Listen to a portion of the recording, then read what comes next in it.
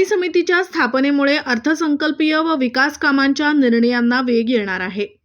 महिला व बाल कल्याण समिती महिला व बालविकास विषयक योजनांच्या अंमलबजावणीसाठी 16 सदस्यांची समिती गठीत करण्यात आली.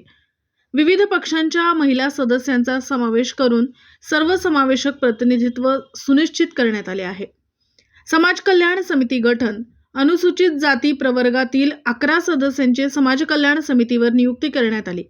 सामाजिक न्याय, शिष्यवृत्ती, कल्याणकारी योजना आणि मागासवर्गीयांसाठीच्या उपक्रमांवर ही समिती लक्ष केंद्रित करणार आहे.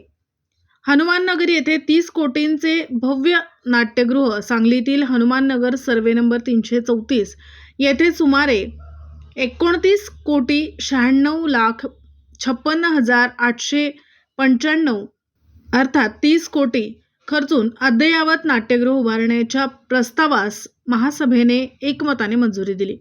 या प्रकल्पामुळे शहराच्या सांस्कृतिक चळवळीला चालना मिळणार असून कला, नाटक व सांस्कृतिक कार्यक्रमांसाठी आधुनिक सुविधा उपलब्ध होणार आहेत.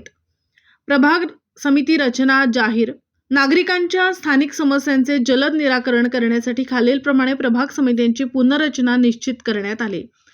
प्रभाग समिती क्रमांक 1 वार्ड क्रमांक 10, 11, 12, 13, 14.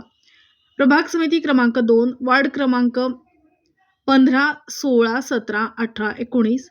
प्रभाग समिती क्रमांक 3 वार्ड क्रमांक 1, 2, 8, 9.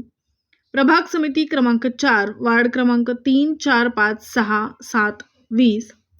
प्रतिक्रिया आजच्या निर्णयामुळे महानगरपालिकेचे प्रशासकीय जाळे वार्ड स्तरापर्यंत पोहोचले आहे. स्थायी आणि विशेष समित्यांमुळे लोकहिताचे निर्णय अधिक वेगाने घेतले जातील. श्री सत्यम गांधी, आयुक्त. सभेचा समारोप करताना महापौर धीरज सूर्यवंशी म्हणाले, आजची महासभा ही शहराच्या विकासाची नवी सुरुवात आहे. सर्व समित्यांच्या गठनामुळे प्रशासनाला गती मिळेल. 30 कोटींच्या नाट्यगृहामुळे सांगलीच्या सांस्कृतिक क्षेत्राला नवी उभारी मिळेल.